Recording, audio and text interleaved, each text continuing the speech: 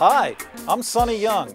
Welcome to another episode of The Penalty Box. If you are firm and you are sure that you can move and you can score, here's the ball, there's the net, double, kick it, ready, set. The 20th FIFA World Cup in Brazil is now history. Plenty of memorable moments during the month-long competition, and we'll talk about a few of them with our penalty box experts. Carla, right from the start, some memorable moments. Oh, absolutely. When you think of the first game in Group B, you've got the Netherlands versus Spain, and that was the end of Spanish dominance. It was the end of an era in football, in my opinion. It was a 5-1 clobbering. Nobody expected Arjen Robben and Van Persie to come and just dominate a team that had really not looked that bad before then. And that goal by Van Persie, that flying header, that might be my goal of the tournament. That was incredible. That was incredible, and there was no stopping it. Absolutely no stopping it.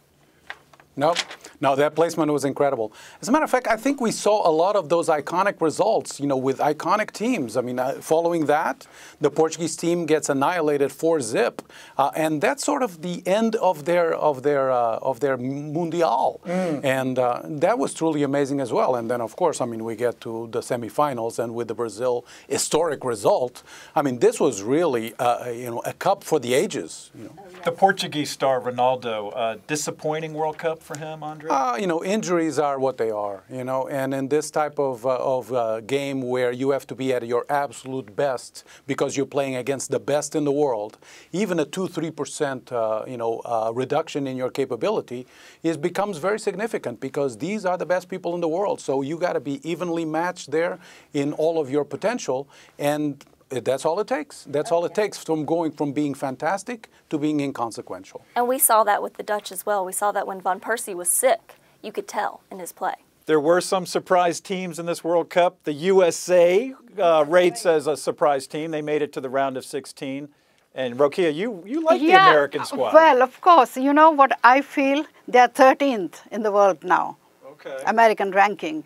And the thing that I feel after 2 World Cup, America is coming up and playing in semi-final. That's my dream. And you look at the goalkeeper of America, how wonderful he was. He did his best and stopped 16 goals. It's amazing. That's a World Cup record, that is. That's World Cup record. So why not the American team will come up in soccer? But there were a lot of wonderful saves, a lot of great goalkeepers. I think this cup will be the showcase of the great goalkeepers. One big highlight in terms of records, Germany's demolition of Brazil in the semifinals, 7-1. Unbelievable. So I'm going to go on a limb and say that has got to be the most stunning result in a sporting match, regardless of the competition, regardless of the sport, regardless of the time. I've been watching soccer for 48 years. I hate to say it, but it's true.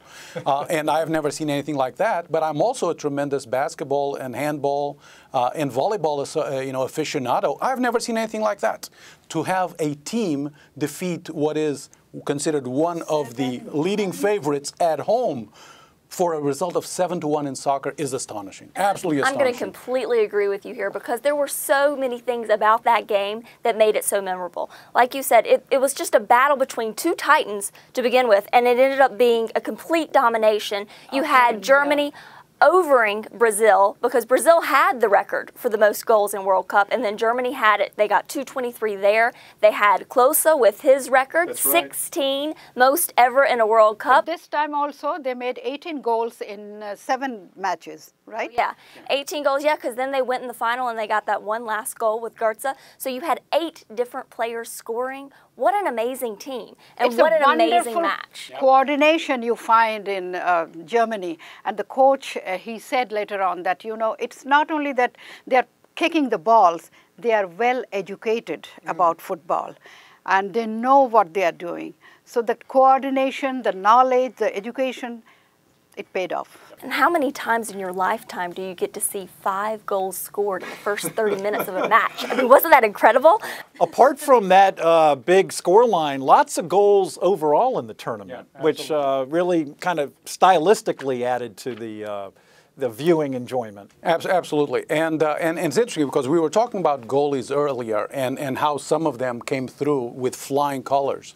And despite the fact that there was a record number of goals. So it's an interesting juxtaposition. The other thing I wanted to mention, I think it's really iconic, is the fact that, at least for me, this is the first time I've seen a World Cup where you are on TV living the emotions of both teams in both countries live, right? Because of the ability of the technology to bring that all together. And now people are really living these matches and suffering or delighting in their outcomes. And we can see this in real time, boom, like that. Yes. Truly astonishing. One of the big awards that was handed out after the World Cup was the Golden Ball for the best player. Rather controversial. Lionel Messi from the losing side won the prize. Reaction? Well, even Messi himself said that that's not enough for him to hold the World Cup in his hand, and getting this award is not enough. And some people said that, you know, Colombia's Rodriguez should have gotten it, Klose could have gotten it. So there will be some controversy. That's true. There were some great players, but all in all, when you think of Lionel Messi, he is a superstar, and he did the best he could for his team. He was dealing with injuries late with Di Maria, some people being out. Higuain is a very powerful striker, but he's not as powerful as you need, and you can't just lean on Higuain like Messi kind of had to in a lot of games. And he had too much pressure at this final match. Everything, like all the burdens of Argentina was on his shoulder. And he's just 27, so I don't think this is his last World Cup. That's all the time we have for now. Join us next time here in the penalty box.